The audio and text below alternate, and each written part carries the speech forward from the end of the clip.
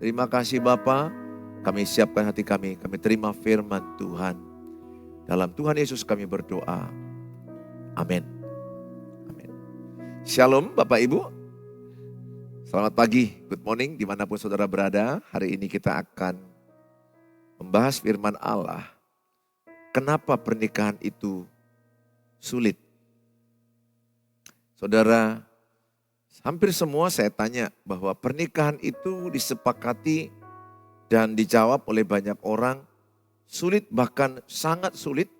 Bahkan oleh karena kesulitan itu, maka banyak orang yang bercerai karena mereka tidak tahu membahas kesulitan itu.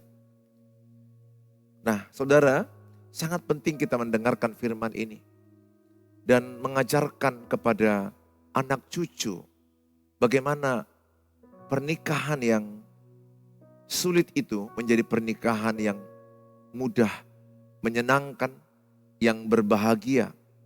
Ya, pada hakikatnya memang sulit. Termasuk saya harus mengaku, saking sulitnya saya pernah putus asa. Saking sulitnya kami berdua sempat mau cerai. Karena merasa memang sangat sulit. Ada rasa give up, mau menyerah. Tapi hari ini saya akan terangkan sama saudara, kenapa pernikahan itu sulit.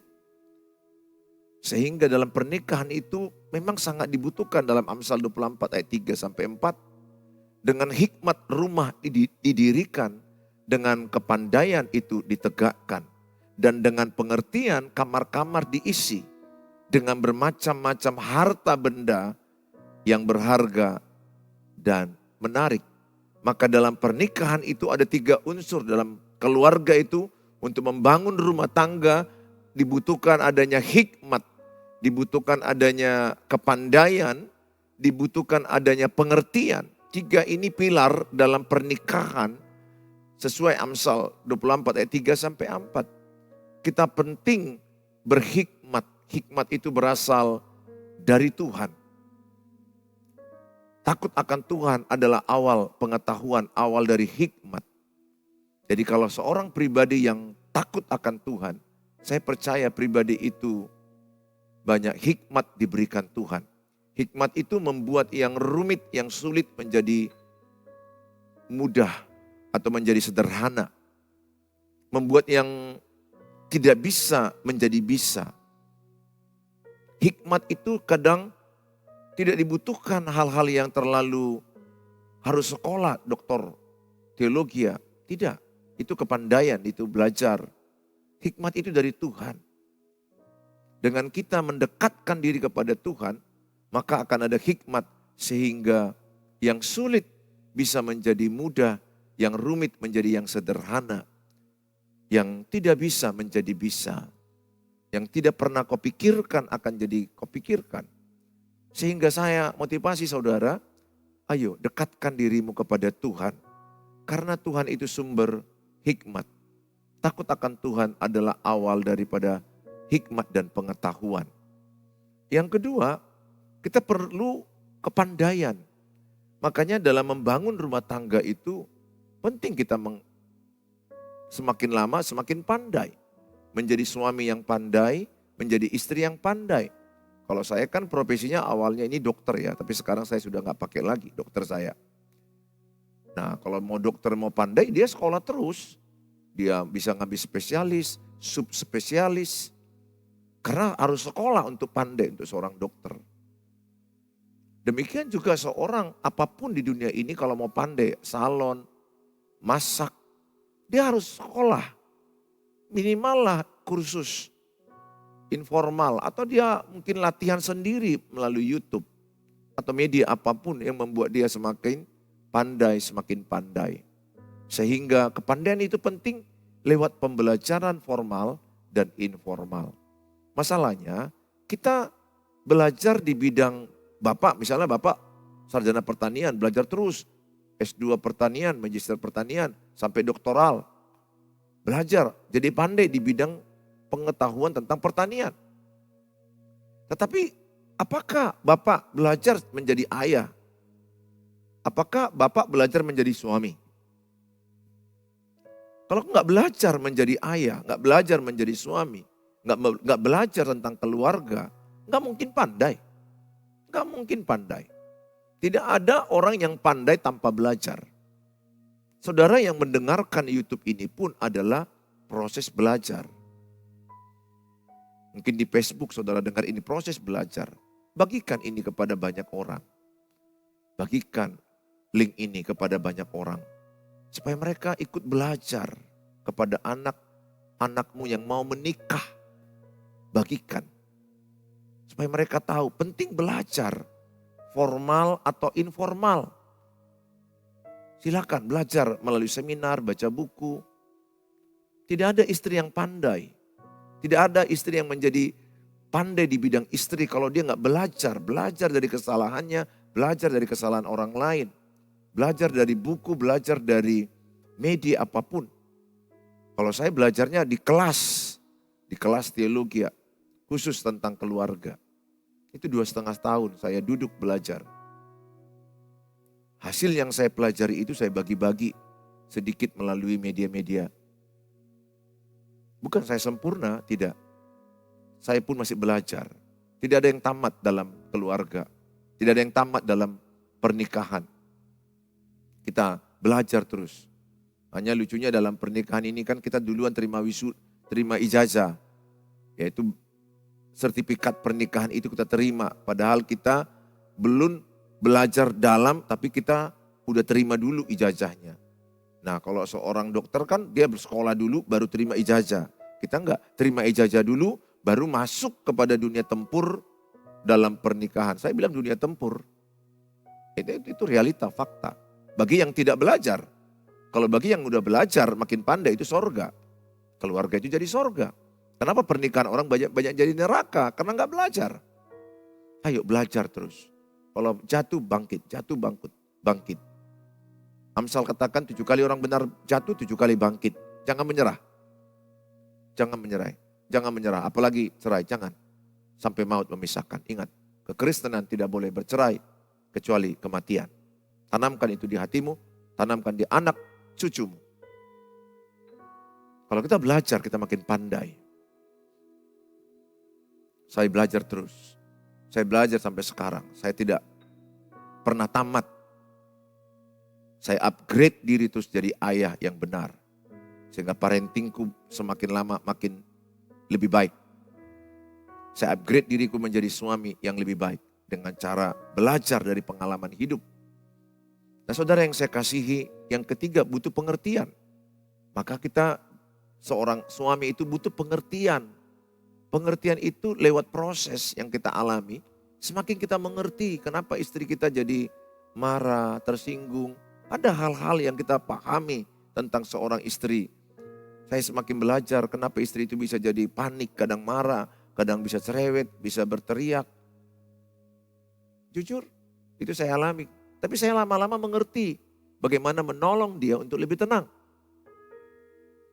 Bukan membuat dia semakin berteriak, semakin histeris. Bagaimana saya menolong dia, membantu dia. Karena wanita itu memang banyak menyimpan perasaan dalam dirinya. Cerita hidup ini beda ya. Kalau laki-laki itu mengeluarkan. Kalau wanita itu menyimpan. Memendam perasaan, cerita sakit, cerita susah hidupnya. Kalau kita laki-laki ngopi, ketawa di mana-mana, main catur, olahraga. Kita gitu gampang kita melepaskan emosi negatif kita. Kalau seorang laki-laki, seorang suami. Tapi perempuan tidak. Mereka banyak menyimpan, memendam. Kadang-kadang mereka hanya diam dan menangis. Dan menangisnya pun sendirian di kamar. Enggak ada yang tahu. Dan mereka pura-pura kuat di depan anak-anak. Padahal sudah remuk, sudah mau hancur. Sudah hopeless. Udah mau mengakhiri hidup.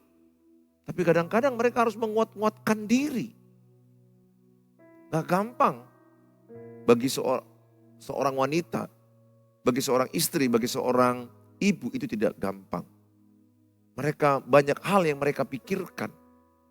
Itu namanya mereka itu multitasking. Dalam satu waktu mereka memikirkan banyak hal. Kalau kita laki-laki kan tidak, memikirkannya itu dalam satu waktu memikirkan satu. Pada umumnya begitulah, 70-80%. Kecuali ada yang berbeda. Masih ada 20-30% lagi. Secara general mereka dalam satu waktu memikirkan banyak hal. Pengertian-pengertian ini juga didapatkan lewat pembelajaran dan proses yang terjadi. Sehingga saya belajar bagaimana menolong istri saya supaya apa yang di hatinya bisa diceritakannya ke saya. Dia bisa rilis dengan dia menceritakan emosi-emosi negatifnya. Saya menolong dia untuk sembuh. Saya belajar untuk banyak mendengar cerita-cerita yang membebani pikirannya, membebani perasaannya. Oke, saya masuk kepada topik kita. Ya, kenapa pernikahan itu sulit? Yang pertama, tidak kenal asal pasangan. Saudara, kita menikah dengan orang, kita nggak kenal asal pasangan. Kita tidak tahu cerita hidupnya kayak mana dia dibesarkan. Dari mulai lahir, bahkan dalam kandungan berpengaruh. Anak yang sering ditolak kelahirannya, ternyata dia lahir. Dan dia tertolak sejak masa kandungan. Anak yang dalam kandungan aja dia sudah banyak mendengar teriakan, marahan. Bahkan ada yang saya tahu, pasien saya. Lagi hamil pun dipukul, diseret. Anak itu ikut merasakan trauma. Ada rasa ketakutan. Kepedihan yang dialami dia sejak dalam kandungan. Cerita itu tidak sama setiap orang.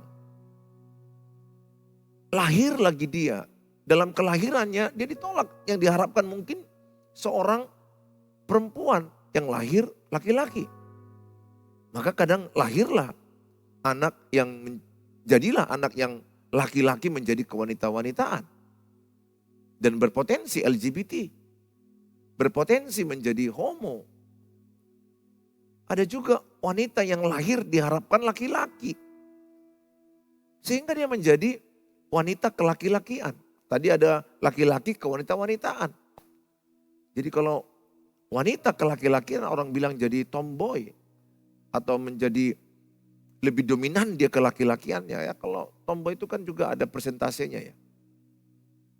Ada yang minimalis, ada yang tulen. Yang lebih dominan ke situ dia. Dan kalau tidak diperhatikan ini berpotensi LGBT.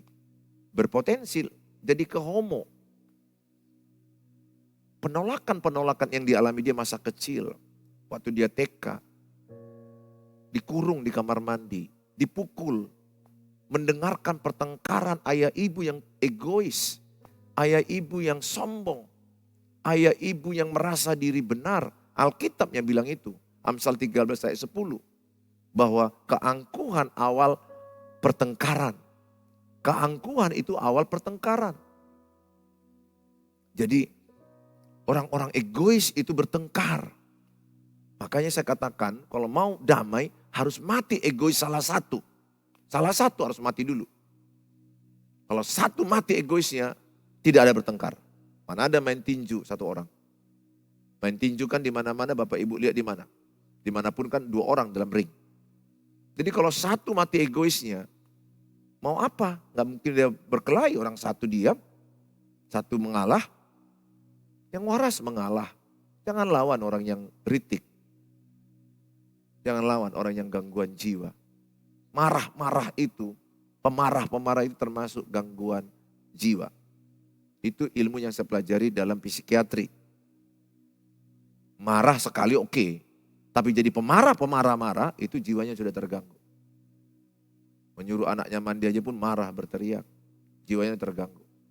Menyuruh anaknya makan pun berteriak marah-marah, gak terkendali, jiwa sudah terganggu. Mau saya katakan sama saudara, asal pasanganmu harus tahu kita. Kayak mana dia waktu kecil dia dibesarkan. Waktu SD-nya. Kayak mana dia, apakah dia ditampar, dipukul, tidak diakui anak, diusir. Semua trauma-trauma itu membentuk kepribadian dia. Ingat, kepribadian saya adalah terjadi dari multidimensi. banyak sisi yang menjadikan saya seperti ini. Banyak sisi yang menjadikan ibu menjadi pemurung, menjadi pendiam, menjadi penyimpan, menjadi seseorang yang emosional. Pernah jumpa orang kan? Kalau dia ada nggak suka, marah, meledak, buang benda, cakap kotor, pukul pintu. Ada orang yang seperti itu, kalau dia marah, tidak terkendali lagi kata-kata dia. Dia jadi seperti itu. Ada penyebabnya. Mungkin dia orang yang sejak masa kecilnya disalahkan. Selalu disalahkan. Atau dia melihat papa mamanya bertengkar terus, papa mamanya bertengkar terus. Ingat, anak-anak itu adalah plagiat ulung, pencontoh ulung. Semua yang dilihatnya diserap masuk. Yang baik atau yang buruk diserapnya baik, diserapnya bagus. Makanya pertontonkan video yang baik sama anakmu. Supaya anakmu meneruskan pernikahan yang baik ke depan. Saya mengejar ketertinggalan saya karena saya sadar saya pernah salah. Oleh karena itu saya mengajak sama Bapak Ibu yang saya kasihi dalam nama Tuhan Yesus. Ayo, pelajari asal pasanganmu. Ayah, papa, coba nanti kalian berdua dating sama istri, pergi ngopi atau jalan kemana. Apalagi yang baru menikah. Tanya sama dia baik-baik. Janji bapak atau papa sebagai suami banyak dengar. Bilang, mama ceritakan masa kecilmu. Bagaimana engkau dibesarkan. Ternyata istrimu dibesarkan dari ayah ibu yang bercerai. Nah, dalam ilmu yang saya pelajari ada namanya pohon keluarga.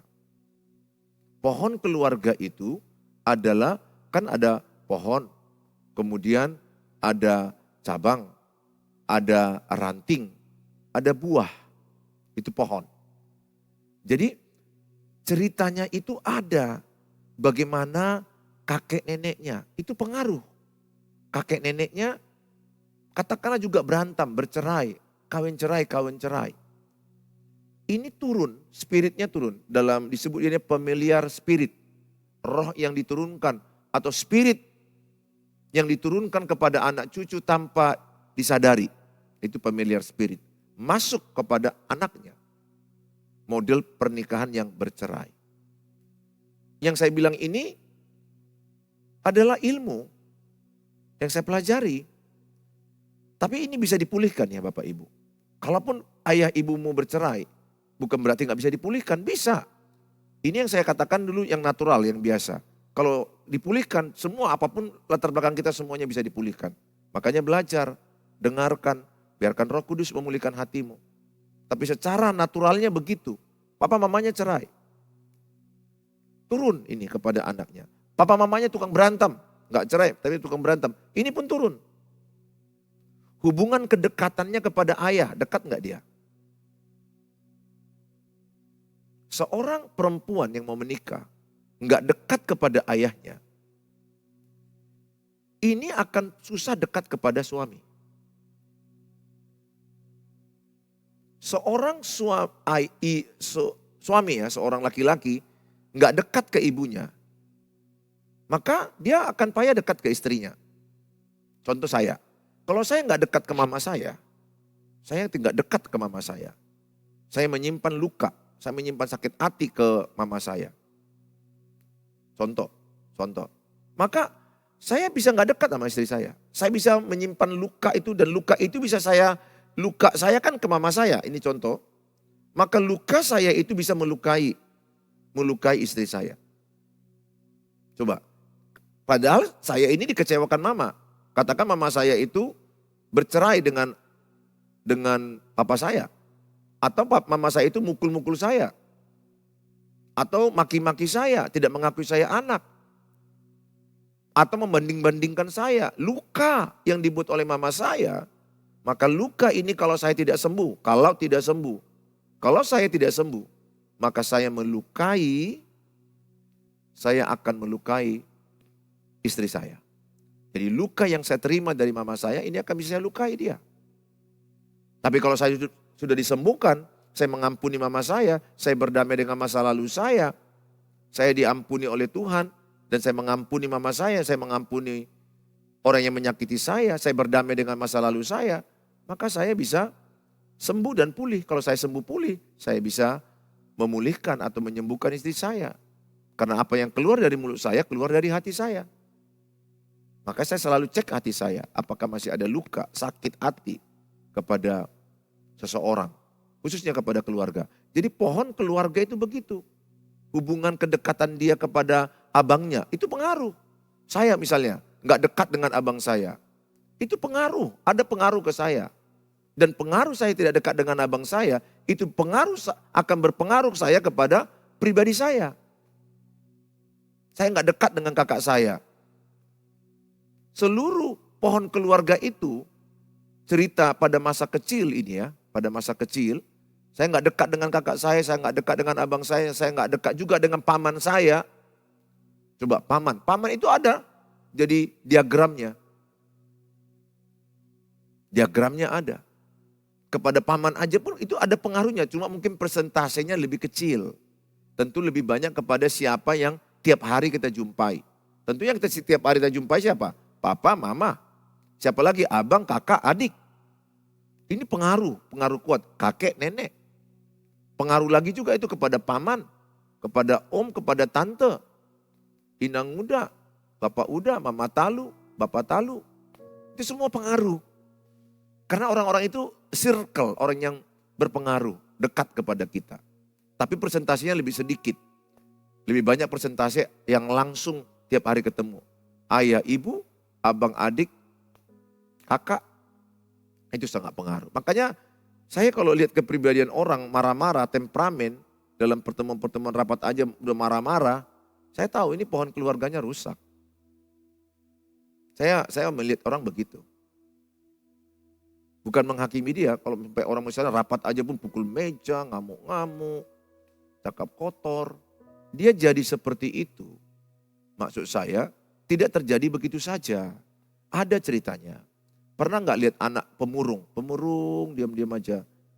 Jumpa disuruh tampil ke sekolah lagu Indonesia Raya atau lagu apapun dia nggak berani, murung aja nunduk-nunduk. Bersembunyi aja dia selalu nggak berani tampil. Pernah nggak lihat orang yang minder?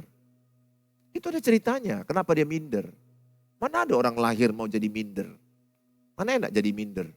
Rendah diri, nggak berani natap orang, nggak berani kenalan, malu jumpa orang, nggak berani ke depan. Itu terbentuk tidak terjadi begitu saja.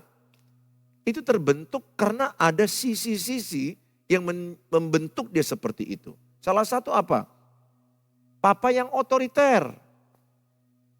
Yang menyalahkan dia, memukul dia, menyidang dia.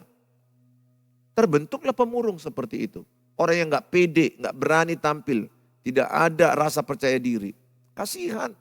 Dia gak pernah dipuji, gak pernah dipeluk. Anak yang sering dipuji, dipeluk, itu confidence. Rasa percaya dirinya itu tinggi. Jadi pesanku sama saudara. Pelajari asal usul pasanganmu.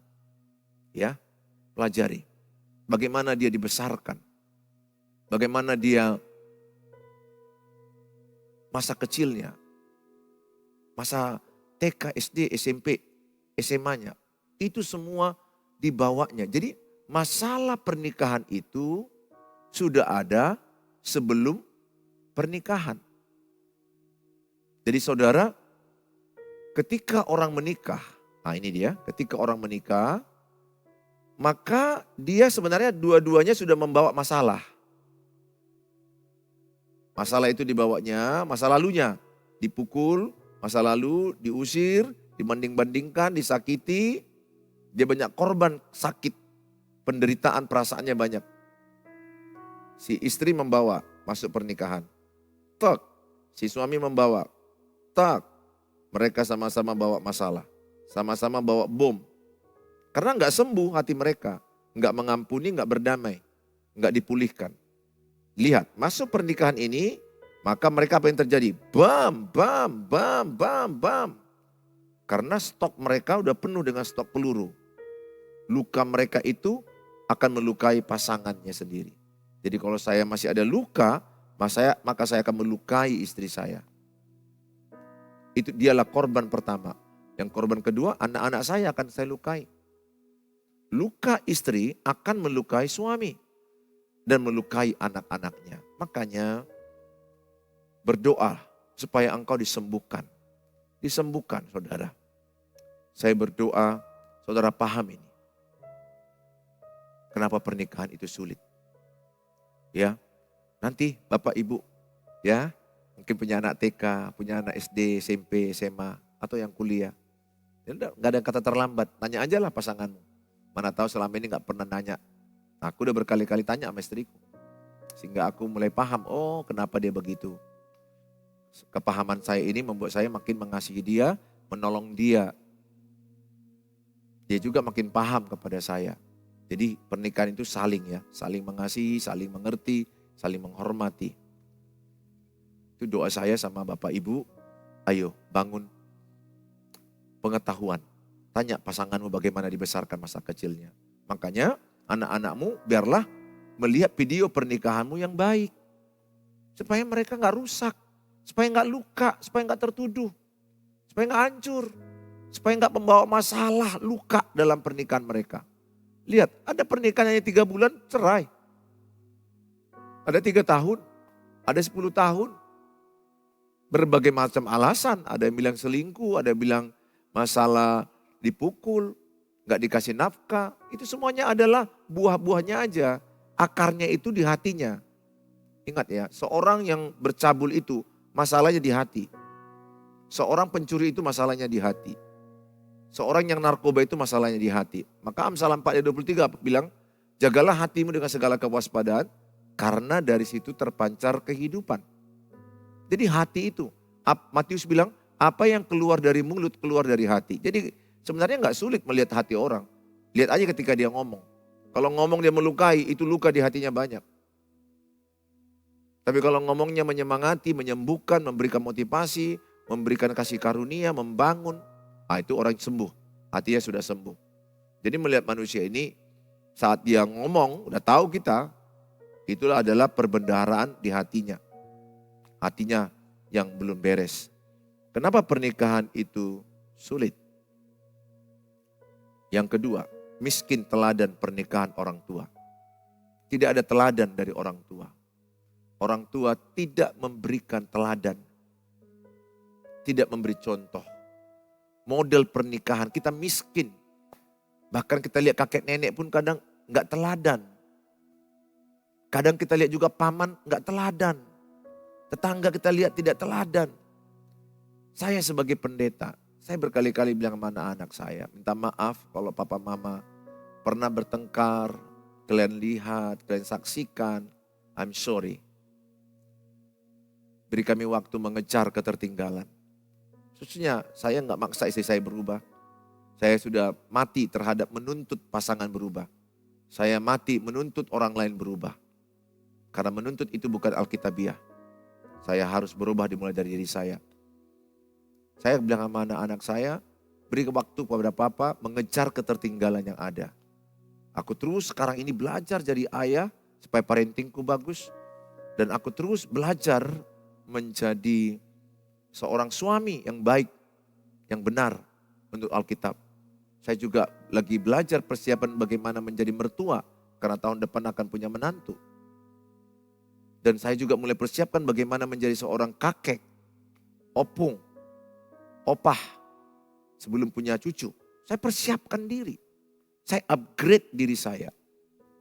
Saya upgrade dari pelajaran formal, informal, pengalaman diri, pengalaman orang lain, saya ambil. Sehingga saya belajar banyak pengetahuan saat ini. Tidak pernah berhenti. Miskin teladan pernikahan orang tua. Saya sedih loh Bapak Ibu. Anak-anaknya yang udah mau cerai, orang tuanya diam-diaman. Anaknya selingkuh, orang tuanya ada yang support. Ada yang menyalahkan menantunya. Saya sedih. Saya sedih. Orang tua enggak cepat tanggap. Betul, kita memang tidak boleh intervensi rumah tangga anak-anak. Tetapi kalau sudah berantem terus, dan berujung mau cerai-ceraian, kita nggak boleh diam. Orang tua harus turun, bantu. Lebih baik sebenarnya sebelum menikah anak-anakmu, training. Anak saya 2 tahun ini sebelum menikah saya sudah training, saya sudah bina. Saya sudah bimbing pranikah 2 tahun ini. Padahal menikahnya tahun depan. Dan ini berjalan terus. Itu pun tidak cukup menurut saya. Karena pernikahan itu memang selalu muncul hal-hal baru. Karena 2 pribadi yang berbeda dipersatukan gak gampang. 2 pribadi yang penuh segudang perbedaan gak gampang. Oleh karena itu saya mengatakan sama saudara, ayo jadi teladan. Teladan kepada anak-anakmu. Mulai dini, anakmu mulai TK, mulai kecil anakmu. Jadilah ayah teladan. Jadilah suami teladan. Jadilah istri teladan. Jadilah ibu teladan. Yang ketiga, membawa luka masa lalu tidak utuh. Saya sudah terangkan tadi. Sehingga luka-luka itu saling melukai. Harusnya saya utuh, luka saya sudah tidak ada lagi. Rasa sakit hati saya kepada siapapun saya bersihkan dalam nama Yesus. Saya mengampuni orang yang pernah mengecewakan saya. Ayo sama-sama katakan, dalam nama Yesus, saya mengampuni orang yang menyakiti saya. Dalam nama Yesus, saya mau berdamai dengan masa lalu saya. Mampukan saya Tuhan, berdamai dengan semua orang. Berdamai dengan masa lalu saya. Ya, berdoa. Roh Kudus mampukan Bapak Ibu. Yang keempat dikatakan minim pengetahuan dan skill pernikahan. Kenapa pernikahan itu sulit? Karena nggak tahu, nggak ada skill, nggak ada pengetahuan, nggak belajar, nekat. Bisa saya bilang orang yang menikah sekarang nekat. Nekat nikah. Dia nggak tahu nikah itu banyak ranjau. Yang sikit meledak. Ranjau Bapak Ibu tahu kan kalau kita pijakkan kaki kita di bawah tanah itu bam meledak. Kita nanti ngomong ini pasangan tuk meledak. Kita nanti buat ini pasangan tuk meledak. Itulah ranjau. Nggak belajar. Menangani ranjau nggak belajar. Belajar Bapak Ibu, tingkatkan pengetahuan, tingkatkan skill. Ayo, bagikan YouTube Suheri Gultom ini. Bukan supaya saya terkenal, supaya banyak orang diberkati. Saya belajar dari kuliah tentang keluarga, tentang pernikahan. Saya mengalami jatuh bangun dalam pernikahan dan keluarga. Saya belajar dari jatuh bangun saya. Saya belajar dari kegagalan orang lain kenapa berselingkuh, kenapa bercerai. Saya belajar dari buku-buku, seminar-seminar. Apa yang saya bagikan ini adalah pengetahuan, meningkatkan skill. Dan saudara, bagikan ini jadi berkat bagi banyak orang. Kalau saudara butuh konseling dengan saya, di 0811 63 7347. Tapi mohon maaf memang hanya bisa saat ini mungkin chat. Kalaupun saya atur waktu konseling via telepon, saya akan coba usahakan karena sudah mulai banyaknya orang yang minta konseling dan doakan. Tuhan Yesus berkati kita, sampai ketemu di waktu yang akan datang.